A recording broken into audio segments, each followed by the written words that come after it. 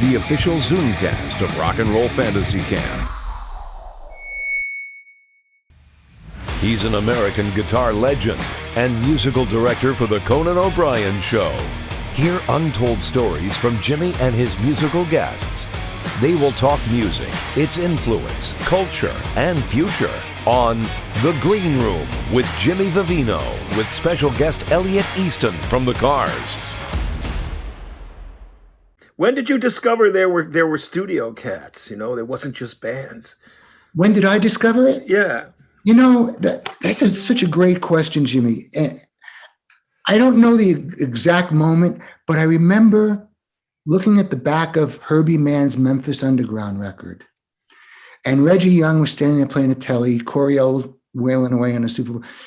And there was something about the image of that picture that made sense to me. And I was 16, 17 or whatever. And I dreamed of someday that I would be in a studio in LA with headphones on, sitting on a stool with a Telecaster in my lap. Yeah. Yeah. That was my dream. Well, me too, you know, and well, I like me, I think you wanted to be a player.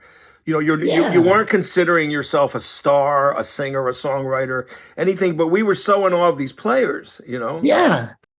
I exactly right. You know, I like you, I just wanted to be a real good player.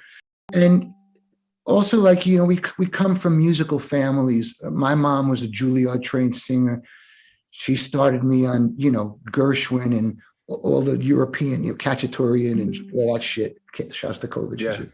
And so I started, you know, I was listening to music practically my whole life, and like you know, and so we're music people.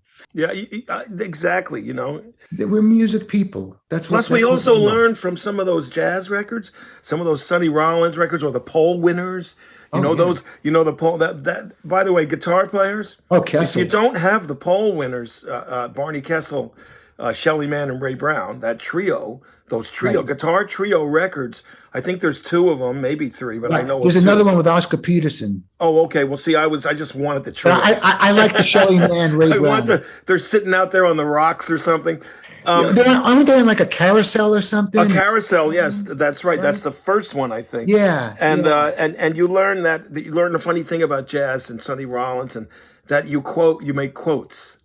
You know, you quote things. And if I know when I play with you, I'll sometimes quote Gershwin, and you'll look at me like, you and Danny Lewis, you guys were all from the same. And then they'll quote something back at me. You know what? It's really funny because, you know, jazz players, as you say, often did that, like in the middle of a solo, might play a bit of a show tune, or a bit of a nursery rhyme or anything, the Flintstones, anything. Yeah, Sonny Rollins used to play the Grofé Grand Canyon, boom, ba boom, ba boom, ba boom, ba boom. Right. Yeah. And so I would unconsciously put quotes in some of the solos. So G.E. Smith pointed this one out. This is kind of funny. It was a later song. What was the name of it? Maybe Strap Me In or something like that. But I played this as part of the solo.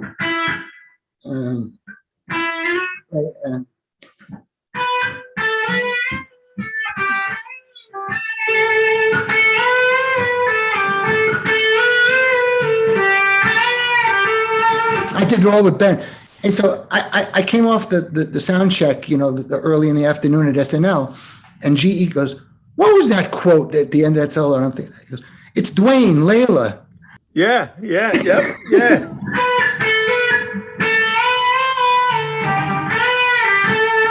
is. All right, the lead part. Yeah. And I believe you can play me a Paul McCartney quote that you used. I think so. You know what I'm going to do? I'm going to switch over to a Telecaster because I think you must. Yeah. I think I know where you're headed. Yeah. Okay. And speaking of Cropper, yeah, I wanted to get this guitar built. I wanted a 63 Tele. Oh, that's a lot like Bloomfield's too. It's yeah. Only it's got a humbucker in it. It's got a Lindy Fralin PAF in it. Did the custom shop do that for you? Yes, but here's what Lindy did that I'd never heard of before for the guitar players out there. This is so cool. Lots of people change the neck pickup in a Telecaster to something a little bigger sounding, but then there's often balance problems because it overpowers the treble pickup. And so one of the solutions that they've offered through the years is a coil split, where you split the humbucker into one coil. But it never sounded like a single coil Fender pickup. It sounded thin and weedy, and it never really made it. So Lindy, on this tone knob, if I pull up on this tone knob, I get a partial tap. He takes some of the whines away, but not half the pickup. Oh, see, it's like a pickup and a half. He's such a thinker. It's like a coil and a half. Yeah. And so it balances gorgeous for the two pickup sound with the treble pickup. So it's a humba. Yeah. It's a humba. It's a humba. But you said McCartney. So the middle sound must be fabulous on that guitar then. Yeah, it's just like, Oh, wait. Yeah. Yeah, cleaner, yeah.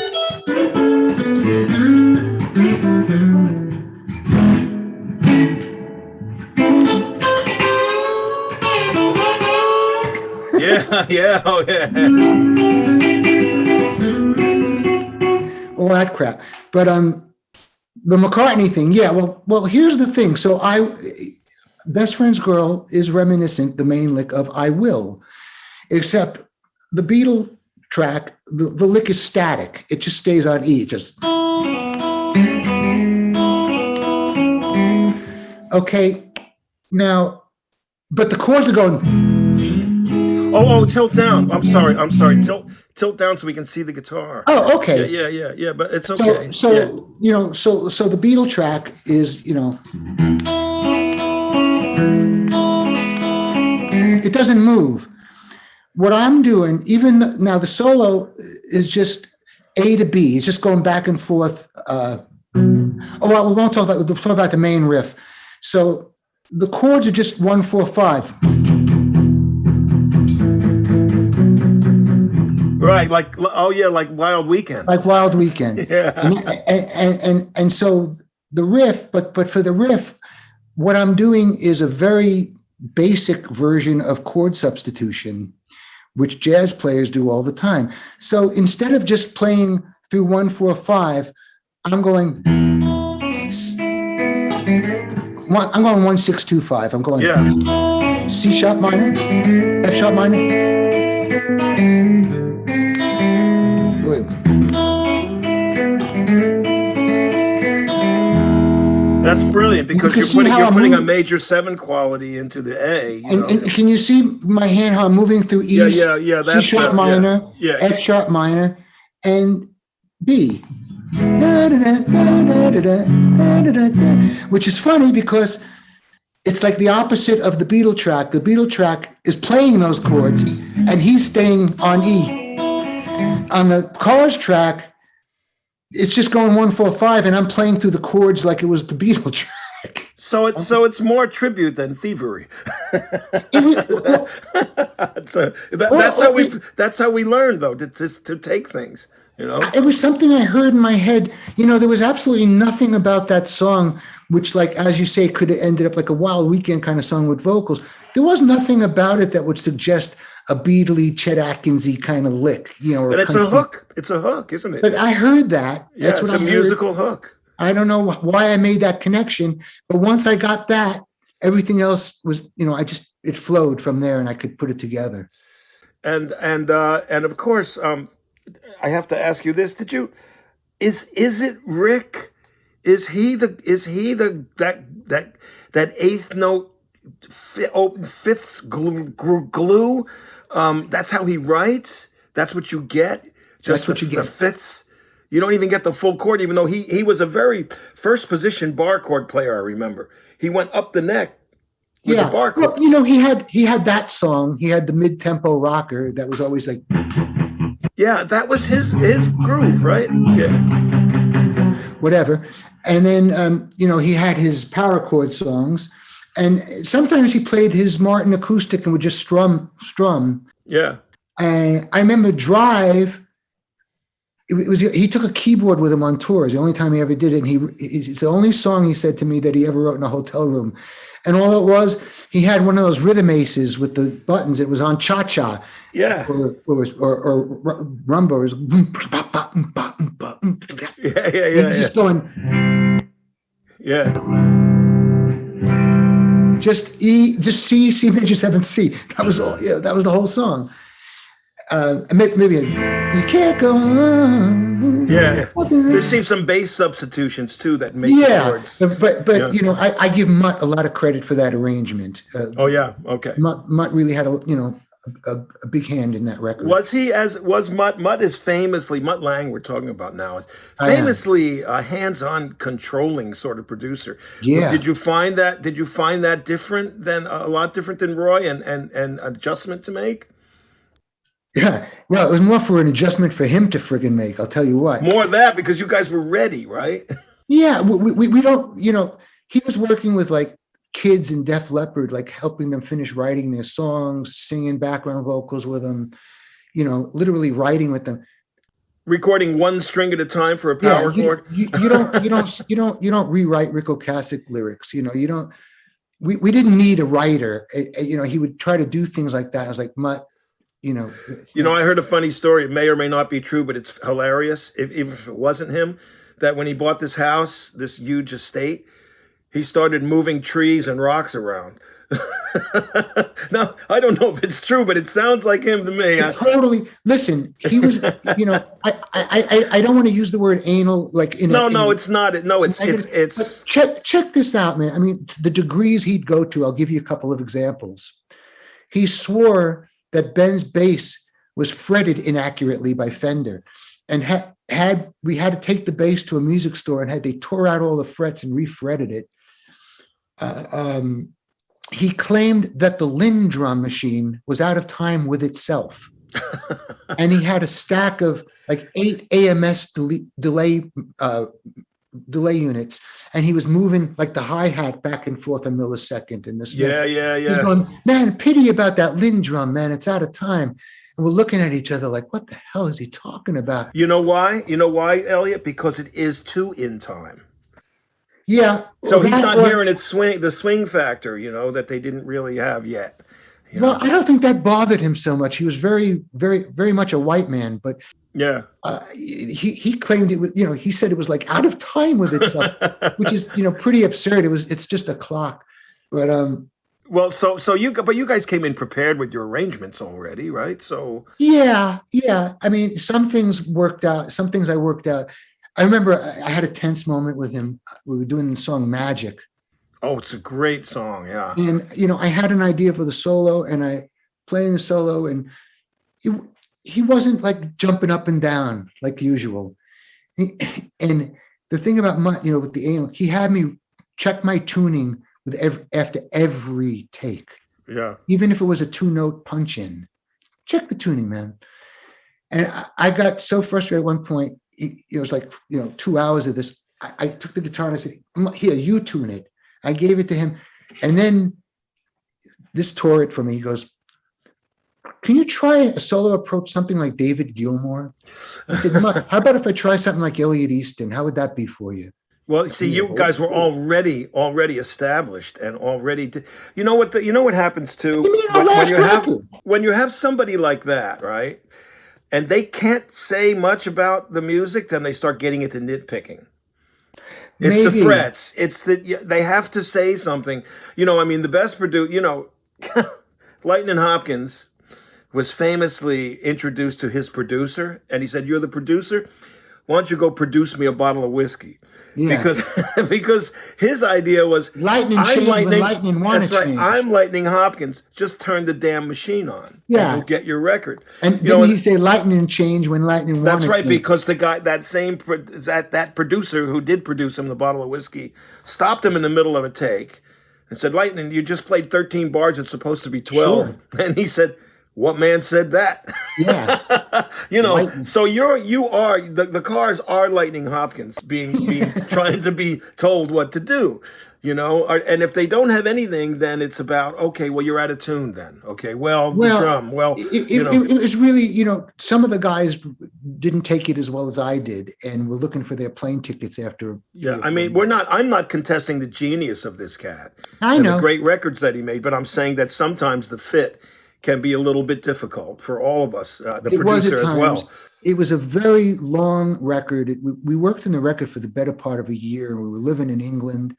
As opposed to 12 days for the first one. As opposed to the first record, 12 days, and then 9 days of mixing, because Roy had a rule, he'd only mix one song a day for his ears. Yeah. But with Mutt, it was like almost a year to do this. And it was long. Well, it was a swan song in more ways than one, I guess. I mean, it went $1 million over budget, this record, and we had a big budget in 7 figures already. Yeah. We were in England for a year, living in this house and everything. So, it just got to be a lot. He was the sweetest guy in the world. All he was trying to do was do good work. Yeah. And he had his method. He wasn't trying to like bust anyone's chops or take longer than he needed to. Or plus you have two forces that both are set in their ways. So you have the same ends of the magnet going, like that, Or if not so much set in our ways, used to working with one producer for 4 records and then switching to this other guy with a completely different method. And where did that suggestion come in? Why did that happen is my question. It wasn't my decision. I guess Ric decided that he wanted to try a different producer after 4 records. And all of a sudden, we're meeting producers. And I remember we met with the guy who produced U2. What's the guy's name? I can't remember. See, I'm bad with this. I'm bad with this because it's after 1972. Anyway, he passed on us. Well, probably in my mind, the last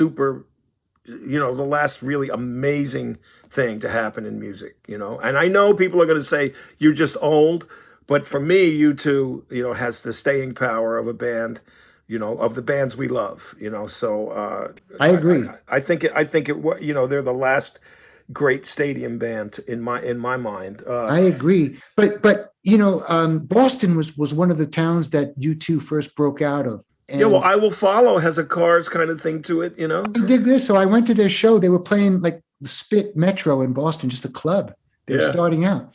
And I invited them over my house afterwards. They took the tour bus all out to my house in the suburbs of Boston. Yeah. We had a great party and we jammed in the basement. And Edge heard about my guitar collection. And he goes, I showed him my secret stash. And there's a guy way earlier, we talked about the science and the genius of using effects. Yeah. His, and another guy that comes to mind is Nels Klein, who is a scientist, makes soundscapes. It's like the Frippertronics thing, Fripp thing. And I think the Edge is one of those kind of guitar players. That is like David Torn or David Torn, the Edge, are those guys, and there's more too. Those are the guys that need the big pedal boards. Yeah, well, no, they do, and in fact, the Edge has racks of stuff, off stage. Johnny Marr. All he needs is an electro-harmonics memory man is all he really needs. Yeah. And Johnny Marr was one of my favorites at making sounds, he's great. It's funny. It happened in the 80s. Oh man, that How Soon Is Now? How great a record was that? Oh yeah. And you couldn't have it, my friend Reeves Gabrels is playing with, The Cure. He's in The Cure now. Yeah. And he told me Reeves a funny story. Friend.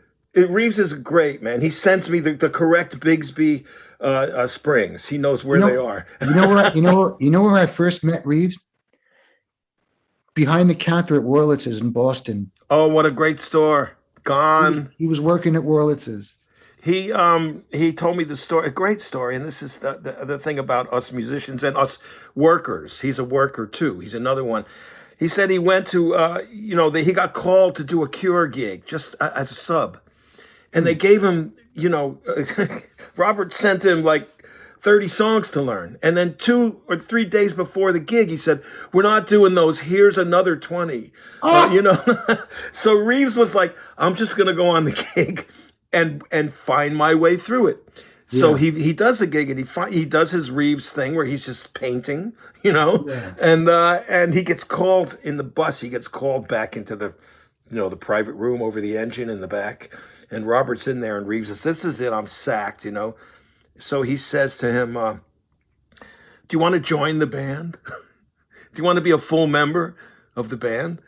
And he walked out of there saying, See, I'm overthinking it. I just be me. Like you say, you want Elliot Easton on guitar. Don't ask me to be someone else. David Gilmour. Don't add, yeah, well, Steve Jordan was famous for being told by an artist, play like Purdy. And Steve gets up, leaves the session and says, call Purdy.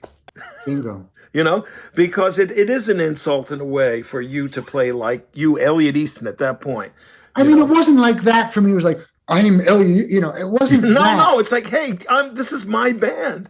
And it was just like a frustrating moment because we'd been hassling with this solo for an hour or something. Yeah. Between the tuning and Mutt and his, That's probably why George brought Eric in to play While My Guitar Gently Weeps, because he knows if he didn't, Paul would have ended up sneaking in at night and putting a solo over his track. Well, I remember George saying that whenever a guest would come to the studio, they wouldn't be so bitchy to each other. They'd behave, yeah. And they would sort of behave and act nicer. And so he just told her, he was at Clapton's house he said, come along with me to the session. I can't play on a Beatles session, and yeah, and all that. But I mean, I guess was he the first? Well, you could consider Billy Preston. Well, no, Billy's later. Preston. Billy's later. Billy's if not considering the guy that played Alan Civil, who played the horn. No, solo, I don't mean that. I mean as far as another guitarist or piano player or anything, drummer, he was the first. He was the first, and then he ended up being in John's band too. That's right. So it's funny because that live piece. I love Live Piece. I love their take on Blue Suede Shoes. On their take on Your Blues is totally different and cool. Eric is great on that, and it's funny they all became friends in that. Hey, what's funny? When Lennon was recording his last album in New York, I was bleeding to play on that record. I mean, I tried to get Elliot Roberts to get in touch and did anything I could, and Slicky got the gig and all that. But shit. Well, Slick got in there, but also that Rick Nielsen. That's what I'm going to tell you about. So Nielsen was in there, and they were talking about cold turkey. And Lennon says to Nielsen, typical Lennon, of course, he goes, "Yeah, Clapton really choked on that." Choked on that one. It's all John, isn't it? That are they doubling it, man? All that. I think that's all Clapton's doing. It's great what he's doing, though. There's a little slide at the end where Lennon's like moaning and screaming. Yeah, right. Yeah. Yeah. It's well again, isn't it? Almost. Yeah. Yeah. It's very much in that John, that A minor thing, bendy thing that he was doing, which is as bluesy as it gets, for them. That was a great record. I love that record. Yeah, I think that Clapton was in awe, and he wasn't going to be Eric Clapton. It's funny because at that point too, the band had changed. Everybody, the band, Robbie and Levon, they had changed. They got the. I think they got the basement tapes over there. It was called like the Great White Wonder or something. That's right. It was an LP, and everybody heard that. That's right. And that's where you see the Beatles. Even if you hear the All Things Must Pass demo, I have all the Nagra tapes. Yeah, the Nagra. It's like they're trying. Even Paul even looks like Garth when he walks into the studio. They play To Kingdom Come. Yeah, right. They were so into the band, and so was Eric Clapton, to the point of breaking up Cream. Well, the whole thing of Get Back was that movement at the time after like the hangover of psychedelia, and you had Creedence Clearwater, even the name and the band. And it's now Americana because it was Delaney and Bonnie, right? Delaney and Bonnie. And the English musicians went crazy for the band and Delaney and Bonnie. Yeah. And you saw the influence like Elton John with Tumbleweed Connection. Oh, it's totally Fairport banned. Convention. Even the way the bass notes and the piano substitute the way Manuel would do, and Get Back. I mean, the project. Yeah. The Beatles, as nature intended it, without overdone. And there's really, I think a lot of that was the Big Pink ethic and how much I know Harrison, he just came back from Woodstock when they and I had asked Levon about that. There was a famous story where George wanted to kind of join the band, and Levon said, "Well, we kind of got a pretty good guitar player right now." They were not. And I asked Levon too. I said, "It's funny how if you listen to your drum sound, on Tears of Rage, right? Yeah. It sounds just like a Beatle record to me. He goes, we didn't even know who the Beatles were. To tell you the truth, we were working when they were big. We were working with the Hawk. We were out with Ryan Hawkins. He had those warm calfskin heads. And yeah, kind of like the way Ringo would cover his with towels. Yeah, and I think John Simon was aware too of what was going on. Because John is a genius too. That a missing factor in later records to me. Those first two. I mean, especially the second album. It sounds wooden. It sounds like it's made of wood. It just sounds like it sounds like that picture of Levon's wood kit. Wood snare drum. It's like a rock and roll band from the Civil War. Yeah, exactly. I always say they look like a Matthew Brady photo, come Indeed, to light. They do. But I think that they're profound influence on English music for everybody to take a turn and say, we got it wrong. I was just thinking, if you look at the last photos of the Beatles, George is wearing the long frock coat and the black hat. Yeah, and Paul looks like Garth in he looks like he should be in the band. He's got a big long coat and his hair slicked back and a big beard. And I'm like, well, they just are are so into the band. I think John less than anybody though. John probably. Maybe. John was, hey, I'm John Lennon. I'm not. I just think John stayed a '50s kid. He loved his records. He loved Elvis and Buddy Soul Holly. and Soul. Don't Let Me Down. It could have been a song for Bobby Bland. Totally. And Tamla Motown. Yeah. It's definitely in that. It's got a lot of the Curtis Mayfield thing going on. Guitar, and that's John guitar wise. Although there is no evidence, and this is just me and you nerding out now. There's tons of takes, bootlegs of Don't Let Me Down, but there is no evidence of where that middle line, boom, boom, boom, boom, boom, boom, boom, boom, and it could be cellos. It sounds almost like a Paul bass line, right? Paul playing it on. I think it's doubled. It's probably Paul and George playing that. I think so. I think Paul probably invented it, and George doubled it an octave up or something. It's brilliant. It is. And it does, and it's not on the original demos when they get to the bridge. No, it's never there. And at some point, it happened. It's like Beethoven. I mean, it is. It's so contrapuntal, and it's just absolutely beautiful. And yeah.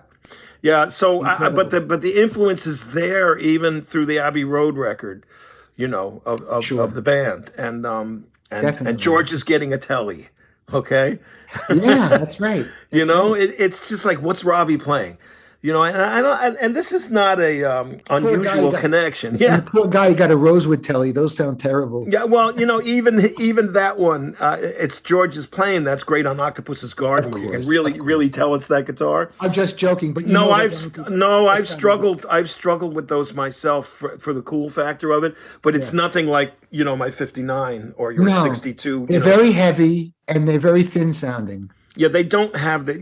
It's just there's no resonance like that a real telly has, that's for sure, man.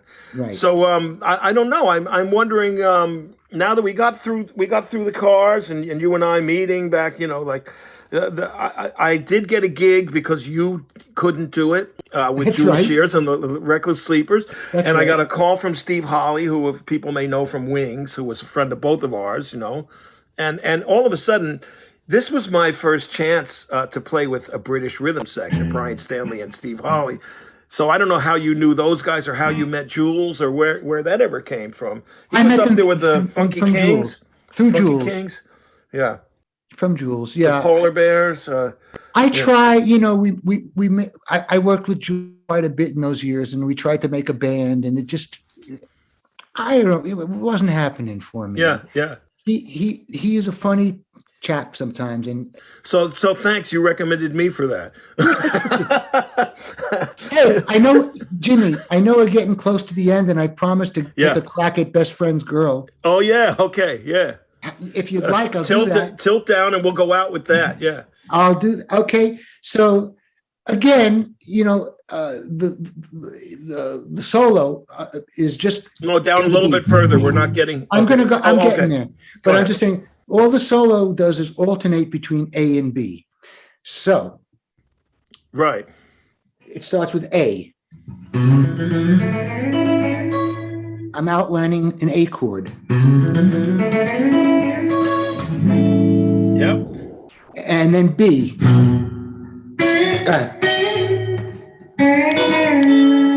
B seventh with a little bit of like a chicken picking. Then back to A. B.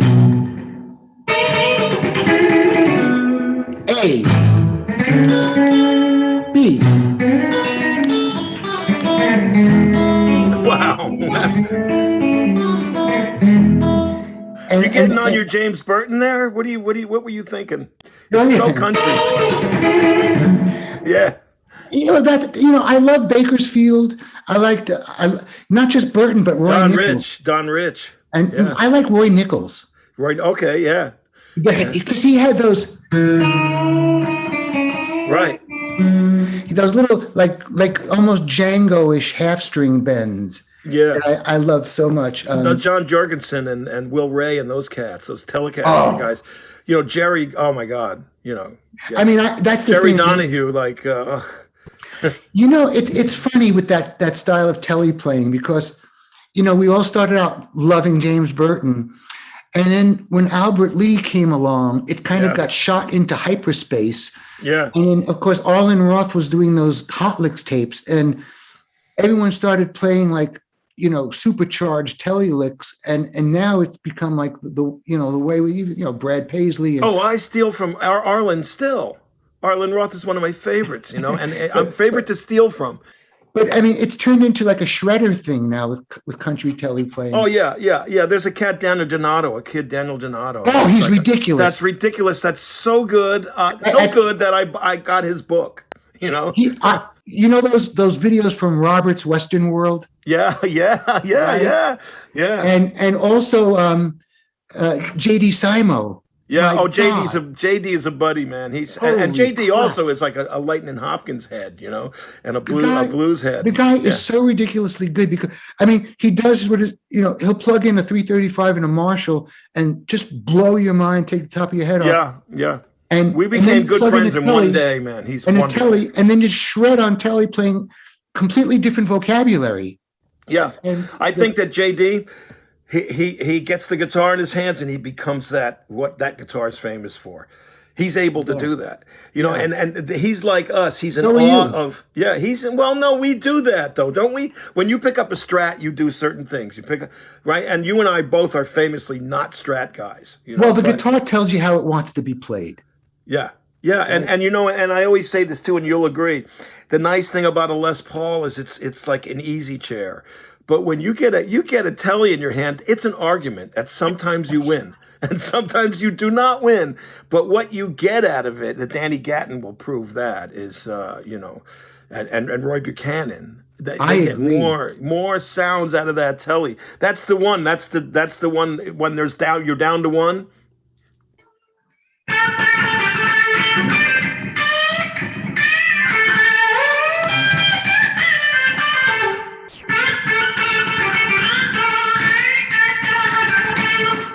That's a killer bridge pickup, man.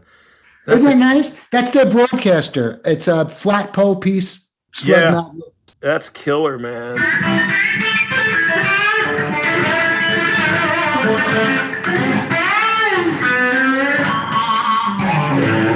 Well, now that we're into guitars, I have a couple of quick wrap-ups, okay? Now that we're into guitars, a couple of quick wrap-ups. Yes, sir. I saw a picture that Stephen may be able to post it, of you with a cowboy hat and a little guitar, at probably like 3 or 4 years old. 3 years old. And you're doing your best Roy Rogers or Gene Autry at the time, and this is where we started in the 50s. That's where we got our, people say, oh, was it the Beatles? No, it was way before No. that. Yeah. So I'm going to, because you know who my first guitar influences were? Jimmy Dodd from the Mouseketeer Club. Officer Joe Bolton, who would he'd bring his Gretsch anniversary in sometimes and play. Yeah. Roy Rogers. Yep. And that's what it was until 56. And I saw Elvis on TV. And it hit me not as hard as the Beatles did, 8 years later, but it hit me hard. And, you know, families have stories they love to tell at gatherings that are funny when you did what people did when they were kids. As soon as I saw Elvis, I got a glass of water and a comb, and I came to my mother and I made a comb like this. Image. With a waterfall and a duck's ass and the whole thing. And I got my Mickey Mouse guitar and went into we had a little credenza with a mirror. I'm standing there checking myself out in the mirror, and I'm like a rocker. I'm like 3 years old, but it just came out. It just started rock and roll. So, now, let's talk about you being left-handed too. Okay, did you ever do the upside down thing like most of my left-handed friends, and then learn later? Yes. Yeah. I didn't know anything. What did we know when we were kids? And so I got a guitar. But you held it naturally, left-handed. I picked it up the way I'd been picking it up since I'm 3. By the way, like most people do, by the way. Yeah. That pick it up because they think, oh, the right hand does all the work. You know? I say all the action is in the picking hand. We know that's true with Albert Collins and Hubert Sumlin and those who attack their attack, you know. Hey, listen, man, you try to flat pick some fiddle tunes and you know which hand has the action. So after that, right, the first real guitar, okay, and now when are you really playing? When have you decided? I'm really trying to like get somewhere in guitar 8, 9, 10. Before the Beatles. I was 10 when the Beatles. Just before the Beatles, yeah. I was playing like Wipeout and trying to play like Ventures stuff. Yeah. On a harmony acoustic. Upside down still or turned around? Upside down. Yeah. And so what happened was the inevitable. I progressed to a point where the upside down thing was holding me back. Yeah. Because, you know, if you think about it, a lot of the players that we know that play upside down lefty, like Albert King and Otis Rush, yeah, they don't play much rhythm. Yeah, except for Doyle Bramall. He's the anomaly. But okay. Yes. But yeah. Albert and Otis don't play much chords. No, they don't play much rhythm at all. No. I mean, like BB doesn't play any. No. Like, so you know. And so that, you know, that one, but the chords upside down are more challenging. Sure, they're upside down. Yeah, they're upside down. It's like that. It's weird. I can't even get Yeah, I mean, the idea of like barring and like, you know, the treble string is on top closest. It's just... So I took the guitar where my dad did to a mom and pop store, and they turned the nut around so that the flat strings could fit. And so you had to relearn how to play, though. You had to learn how to play all over again. You know, it's not connected. It was like falling off a log. When I got the lefty stringing, it was like jumping in a pool of water. I was like, oh my God, I've been killing myself. This is all it is. And then you had the little chord books and stuff to learn to see what the shapes were, and not so, you know, some I had the Mel Bay, you know. Yeah. But mostly everything I mostly learned was from records. Yeah. I just play along to records all day long, and I kept that up for years and years. I come home from school, have a snack, play along to records, do my homework, have dinner, play along to records, drive my family crazy. I also saw a picture of you with about 12 or 13 with what I call a Hound Dog Taylor guitar. Yeah, that was my first electric. It's a Teisco, and it's chromed out like a hot rod. Yeah. We got that guitar at a place called Two Guys from Massapequa. Oh, we had 2 guys from Harrison in New Jersey. Said 2 guys. And it was one of those guitars that they used to sell in the record department of department stores. It could be a Teisco or a Kimberly. They were all made by the same company. I remember seeing like a Kappa Vox, Teardrop, and things like that. But anyway, I ended up with this piece of crap. The name on the headstock was Howard. Howard. See, they changed the name by whoever imported it. No, but it was a Teisco, though. It was a Teisco, though, in fact. It was. And then the distributors would stick their name on it. That's right. They'd stick their name on it. And that was that. And, you know, that even happened with Epiphone, you know? Right. With like Windsor or something, you know, or different names. I believe that Steve Marriott's famous Epiphone had a different name on it, maybe Windsor or something. Well, how like about that. the Epiphone Dwight guitars? The Dwight, that was what Steve Marriott had, a Dwight, which is a slab board, you know, it was made for a school, right? It was made for a school. Yeah, and you see the picture, it's like an elementary school class, and they're all playing cornet. Cornets, but they're called Dwights. Yeah. So when we would call, okay, and someone would dispute this, like, you know, when would we say you got your first real guitar? And what was it? It was a Favilla acoustic. Okay. I saved up my money and I ordered a special lefty. It was my first actual left-handed guitar. Yeah. I got it from Grayson's in Freeport. And remember Favilla? Sure, I do remember them. Tiny Tim played a Favilla uke. I remember that. That's right. They were famous in the New York area. The Favillas, that's right. Ric Favilla and Tommy Favilla, and they were out on the island. I think they had a shop somewhere too. They're out on the island. Yeah, on the island. Okay, yeah. And I think that's why Grayson, was a dealer, and it was an all mahogany, inexpensive guitar with a mahogany top. And what about when did you go electric? When did Elliot go electric? Well, I went electric at 13 with that piece of junk. Yeah, but then their first real electric. My first real electric was a Telecaster. A lefty, or it had to be lefty. Right? Again, I got it from Grayson's. Now, this is a great way to end up. Listen to this. Like you, I was so crazy with guitars. We'd bring the catalogs to school. We'd hide them in our books and look at them. We'd draw a guitar. I was so crazy about guitars. I would take the Sunrise Highway bus to Freeport and just to hang out at the store, and I'd sweep the floor and I'd help Danny in the stock room move boxes around just to be around guitars. Yeah, the smell. And so I ordered this left-handed Telecaster, and I drove Bernie Grayson crazy, calling every other day. It's my guitar in. It's like, dude, you're not going to see this guitar for 6 months. But he was so kind to me. No, they had to make them one by one, the lefties. He goes, it's not in yet. But so I drove him so crazy. What he did was, I was in the store one day, and he had taken in a Jaguar lefty on trade that someone had sanded down like they did in those years and painted an ugly psychedelic paint job. He goes, Elliot, take this home with you, and you can play this one until your guitar comes. And he was so kind to me. And sometimes it would be late at night, and he wouldn't let me take the bus, and he would drive me home because he only lived in North Massapequa, Plainview. So this kind, wonderful sweetheart of a man, roll up to 79 or 80. I'm in a NAMM show at McCormick Place in Chicago, and right when they still had that, and at the I remember the winter show, the summer show, and across the aisle I see Bernie Grayson at like a Gibson booth or something, and I go over to him and I say, Bernie, my name is Elliot Easton. I don't know if you remember me, but I used to come into your store. And his eyes start widening. I said, I'm in a band now called The Cars, and we're doing really well. And I just wanted to thank, and he cuts me off. I didn't think he'd know who I was. He grabs me by the arm and he drags me over to his wife. He goes, honey, this is the kid I always told you about. I thought he was going to say, hey, your Telecaster just came in. He said to his wife, this is the kid I used to tell you about. Oh, isn't that sweet, so man? guitar crazy. How great. What kismet. What a sort of closure of that. Doesn't get any better. Yeah, I mean, you find a guy like that, you take how was the Jaguar? It was a Jazzmaster or a Jaguar? It was a Jaguar. Yeah. It was okay. Yeah. Shorter scale. Yeah. When I was telling him this story and his realization started coming out, he had tears in his eyes. Oh, yeah. It was unbelievable. And his father, Pop Grayson, we used to call Louis Dombrowski because he looked just like the guy from the Bowery Boys.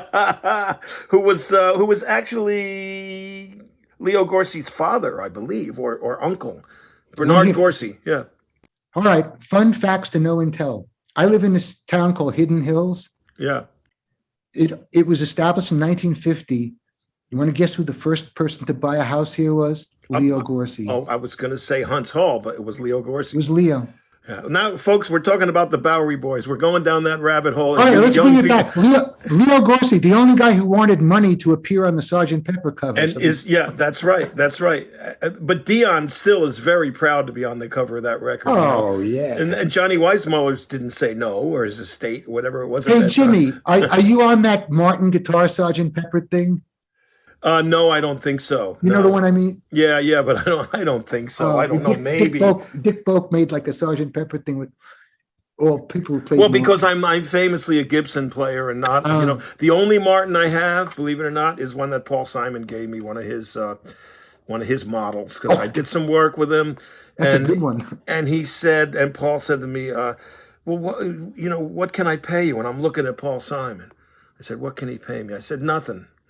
I said, you know what? Just you'll do something for me. I'm like the Godfather. You'll do something for me someday. And this day may never come. Yeah. So like a week later at my house, a guitar shows up, and it's prototype number 3 of the Paul Simon Martin.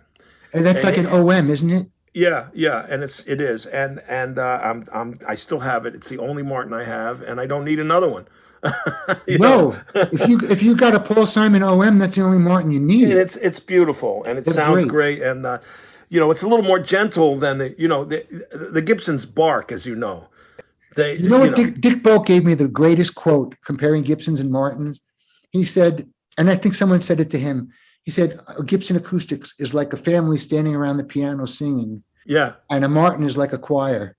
Yeah, well, it's totally different. Yeah, and it's totally, and it's meant to, and the more you hit a Martin, the more it compresses and doesn't sound great. A Gibson. You know what the cool thing? Yeah. I don't know if you've thought about this, but one of the coolest thing about the OM that separates it from a triple O is that it's long scale. So you could do drop tunings and it keeps tension. Yeah. It has the brang. Not like a short scale like double O or triple O. It's long scale like a dreadnought on a comfortable small body. Yeah. So it's a great guitar for finger picking and drop tunings and all that stuff. Well, it's just a great guitar, and I know people are Martin freaks and they want pre-wars and they want to spend a lot of money on them, everything. But I think what I played of the new ones recently are I went over to Rudy's, because that's the place in New York City. Rudy's got and Zeke runs the shop. Zeke runs the acoustic shop, and he's on Broome Street, right? Yeah, he's on Broome Street. He shows me these great new. I just got this Martin in, Zeke, man, and he's a really great blues finger picker, finger style player too. And I'll tell you what, you play it for me first. Let me sit over here. You play it for me, and then I'll play it. Because getting behind a guitar is not like hearing it. Right. That's why I can't understand how anybody could buy any guitar online without playing it. Have you seen the new line of Gibsons that have a port on the side of the guitar so that the player can hear it? I did see it. Now people have messed around with that idea for years. Oh yeah, I have some that open and close. Well, yeah, Jimmy D'Acquisto did that. Sure, he did, and I saw it in the book. I went to visit the Blue Guitars at Rudy's. Yeah, and I have a real D'Angelico that they let Rick McCurdy build for me. Yeah, in New York. It's not a Chinese one. It's like a $20,000 guitar, but the Empty Hearts played a NAMM show for them. We get to pick out gear. So these Geisha Peps, they pick out, a $200 guitar. I said, I want one of those. There was like 3 that were handmade by luthiers in New York that were like super expensive. I said, can you make me one? So I got like a George Goebel red. Thin L5 style. Yeah, thin New Yorker. Like an L5 CT in red, only on a New Yorker. Well, that's and it's floating pickup, just you want to see no it? Pickup. Yeah, sure, I do want to see. Not a floating pickup. I wanted him to cut a pickup into it. Right, said, the way a lot of guys did, and they called it that's a sacrilege, but not really if you're playing it. Not really. No, it's like a George Goebel, one pickup, right? I wanted to get that deep West tone. I didn't want it to sound. I didn't want that stringy acoustic sound that you would get from like a like a Rhythm Chief or something, right? Rhythm Chief, or even then now they have like piezo's that go into the archtop. Oh bridge. yeah, that's pingy to me. Let me get this guitar. Yeah, get the guitar. Right here. Okay. Oh yeah. Okay, there it is. Yeah. Look at this thing. It's beautiful. Look at that. And it's got the L5. Oh, yeah. Now, you want to see the best part? Check the stinger. Oh, a stinger. Great. Yeah. But it's double. It's got a little extra. See the lines? It's got more. It's got one more. And I love those Grover Imperials too, man. Yeah. I mean, boy, that's the guitar. Every Italian uncle had that guitar. Oh, well, I was thinking about that. So many great Italian jazz guitarists. Yeah, yep. And I was reading like a little bit about, like we do read, about anything to do with music. And someone was pointing out that like every barbershop had a mandolin player. And every kid took violin, Italian kid, either violin lessons or mandolin. Or accordion. Yeah. Yeah. And I think that really explains a lot of like Don Arnone, Tony Mottola, Al Coil. Oh yeah. Oh, and the Bucky great Pizzarelli. Pat Martino, who just passed away, who was Pat just one of the Martino, greatest. Bucky Pizzarelli. Yeah. All the New Jersey guys. I know them man. all. Yeah. Some of the greatest. And they all had those Ds, man. I studied with a cat named Joe Cinderella. I know that. I remember that name. Yeah, Joe had a D, but he also had a Van Epp 7-string that he had tuned in thirds. In thirds, man. The Gretsch? So he would like, Jimmy, I could play saxophone section stuff in thirds. And I'm saying, Joe, I'm trying to learn straight guitar. You're showing me something I can't. And then he says, and I got this Telly. He had a beautiful, like 58 Telly. I said, what about that? And he said, oh, that's just for if I get a rock date. I was going to say, Howard Roberts, everyone had a Telly. It was the choice of everybody, man. That's right. And I have Ray Pullman's Telly, Do you? Yeah, that's on Out of Limits. My gosh. Yeah, I have that Telly. It's a 59. Amazing. I was lucky enough to encounter it and get it about 20 years ago or something, but it's light as a feather, like the one you had made, not far. It's a 5960. Yeah. And mine's a slab board though. I think you have the curved. Yeah. Well, 59 would be. You have the Bloomfield. Yours is closer to mine. You have the Jimmy Page. That's right. Yeah. Yeah. And I love it. But First these, everybody had a D, and nobody knew what they weren't getting the kind of money they are now for those. That would have been the time to get in. You're talking about tuning in third. Do you remember George Barnes had that Guild guitar in F? In F, so he could play with organ players. Sections. Yeah, and also with organ players. They all like to play in F. And he had this idea for guitar ensembles, like a horn section. Yes, and I heard that Billy Butler, by the way, tuned his guitar up a half step to play honky tonk, and that he's really playing it in E, because rather than use a capo, which can be confusing with dots and things. Jazz players call him a cheater. I wish I heard that 40 years ago. Well, no, but I learned it in F too. But it's a stretch when you're playing that rhythm part. I know. Yeah. Yeah. Oh, yeah. He's so, and it's almost Western swing sounding.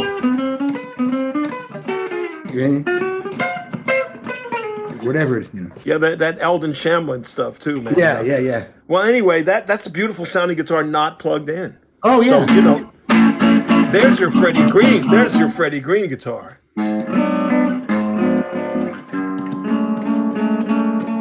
Yeah. But you're proving to me that you and I and a lot of people, our contemporaries, had to be able to play it all. We wanted to. In some ways, and we never became. I think we became our own stylists because we never became a virtuoso in one idiom. That's what I was going to say. Like, I decided at one time I wanted to learn how to play jazz, so I got Charlie Christian's Solo Flight. Oh, the greatest!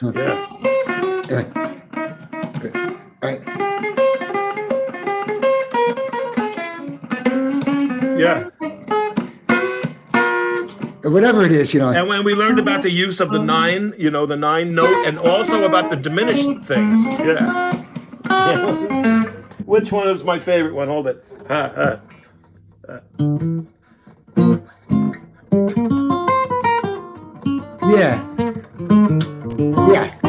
Wow. Yeah. Yeah. Yeah. Yep. Right? Whatever. But so this is me. So I learned the solo. Yeah. And I go, oh, okay, so that's what it is. Okay. And then I just walked away. I got jazz. Now let me move on. Let me get a Western swing Eldon Shamblin solo. It's kind of what I mean. That's all I listen to at home is jazz. Yeah, let me get a Jimmy Bryant record and just quit. Yeah.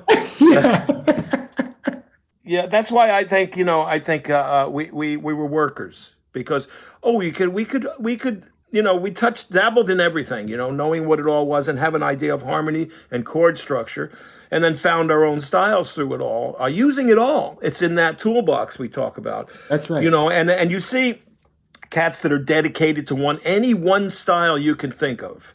Anyone that's dedicated will be a monster at it, but may not be a worker like us, you know? Right. I think the difference between that type of person and the kind of player that you and I are, and we're not that we're the exact same people, but we listen to everything and it informs our music. We like all kinds of music. So even if we're playing a rock and roll song, we'll throw a country lick in or a jazzy lick or something. Yeah. And it just gives the playing, it doesn't sound like every schmuck out there just wailing away in the key of A playing blues. Yeah, and even listening to metal, I learned about what I call upside down fifths. You know, that, you know what I mean. That sometimes if you hit that bottom note, you hear a sub bass note come out. You know, there's some stuff. Even Smoke on the Water is not played the way you think. It's played in the other inversion where he's actually playing in fourths. You know. But the distortion adds the feet. You get this sort of illusion that the low note is there, you know. That's Satan does that, I think. That's Satan's and Satan. Satan's and Satan's interval. You know, what is this that stands before me? Oh God! Oh God!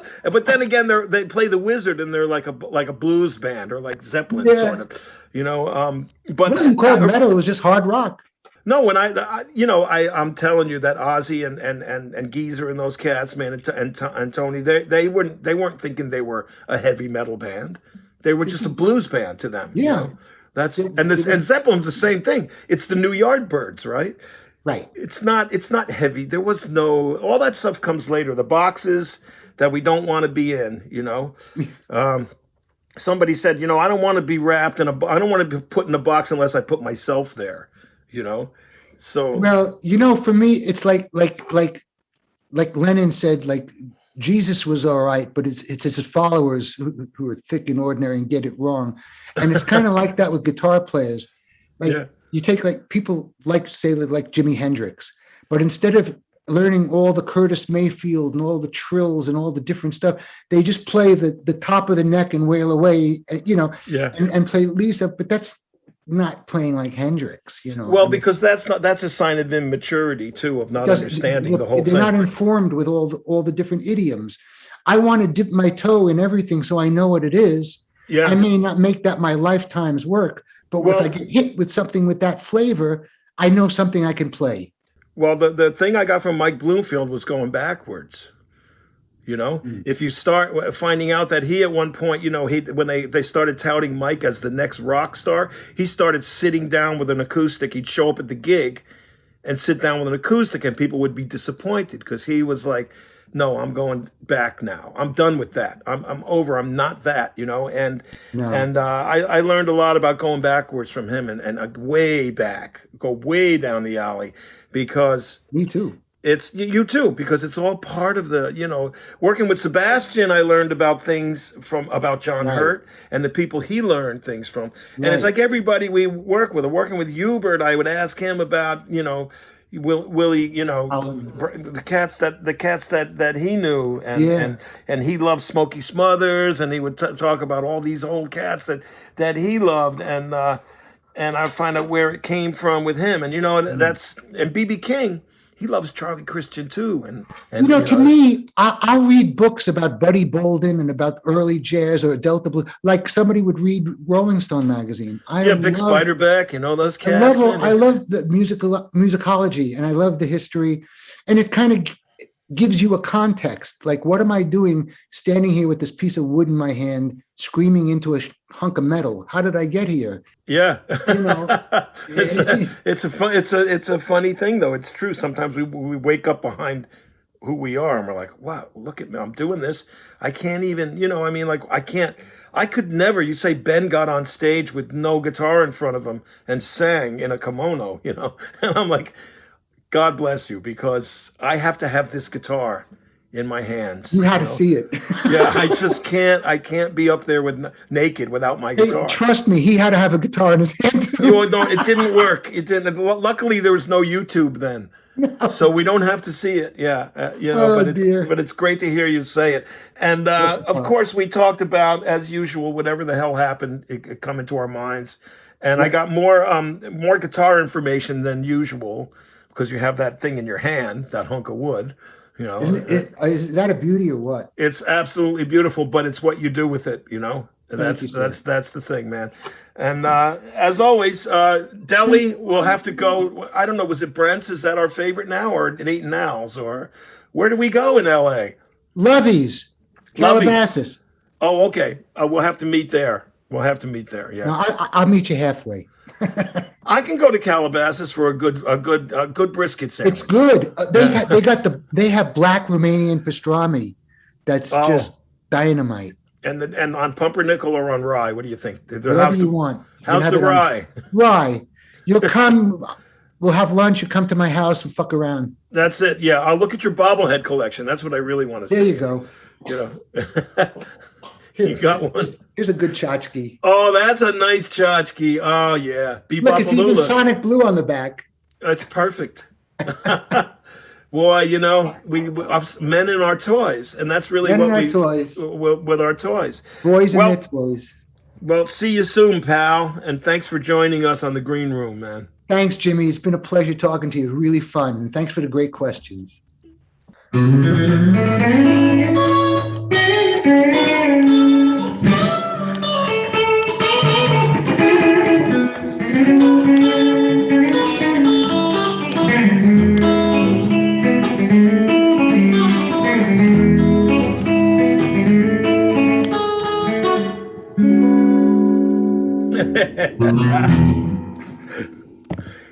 Now, I didn't know that you do that shift to the C sharp minor. That's the trick. It's neat, isn't it? That's the whole gist of that. But I didn't realize till we were talking that I'm doing the opposite of what the Beatles Paul's thing. Doing. Yeah. I'm playing to the chords on the Beatle record, and he's just playing, staying on E. Well, that's your upside down, backwards, correct way of doing things. Go figure. All right, of course, Elliot, I'm famous for wondering why certain people aren't in the Rock and Roll Hall of Fame, but you are, and I'm very happy when my friends who deserve to be are. I just wanted to say that to you, buddy to buddy. God bless, man. Well, you deserve to be in there too. If they ever put us workers in there.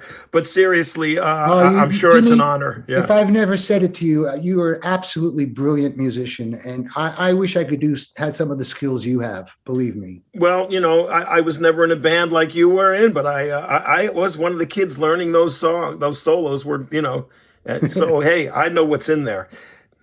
Good stuff. All right, man, go. I know you got a thing, so go ahead. Bye, guys. See you, Lip. See you, else. Bye, guys. All right.